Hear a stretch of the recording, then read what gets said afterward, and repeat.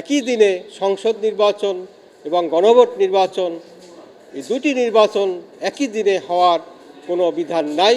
তা আরপিওতে নাই, সংবিধানও নাই। 2026 সালের সংসদ নির্বাচন এবং গণভোট নির্বাচন একই দিনে এর বৈধতা চ্যালেঞ্জ করে আজকে রিট করেছি এবং এই দুটি তফসিল কেন অবৈধ ঘোষণা করা হবে না এই মর্মে আদেশ চেয়েছি এবং রুল নিষ্পত্তি না হওয়া পর্যন্ত এই গণভোট এবং সংসদ নির্বাচনের তফসিল স্থগিত চেয়েও রিট করেছি।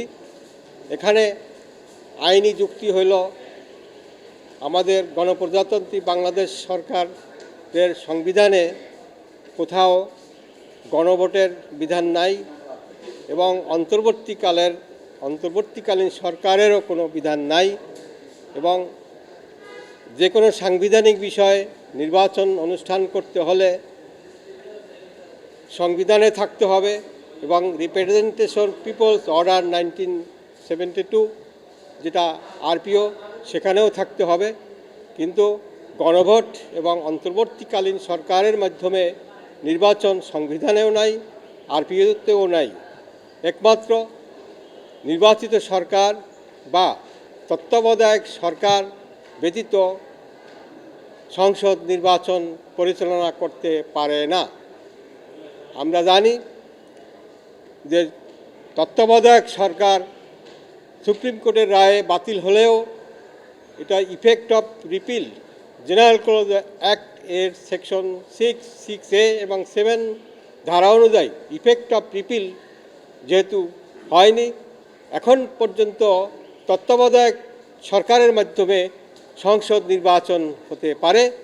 আমি এজন্য তত্ত্বাবধায়ক সরকার গঠন করে তত্ত্বাবধায়ক সরকারের মাধ্যমে সংসদ নির্বাচন করার জন্য আমি এখানে আবেদন করেছি। আর একটা বিষয় আমরা জানি এবং সংবিধান এবং আরপিও সেখানে শুধুমাত্র সংসদ নির্বাচন একদিনে হবে এবং একই দিনে সংসদ নির্বাচন এবং গণভোট নির্বাচন, এই দুটি নির্বাচন একই দিনে হওয়ার কোনো বিধান নাই। তা আরপিওতে নাই, সংবিধানও নাই। এ বিষয়ে আমি এই রিটটি করেছি। আগামীকাল হয়তো শুনানি হতে পারে ইনশাআল্লাহ।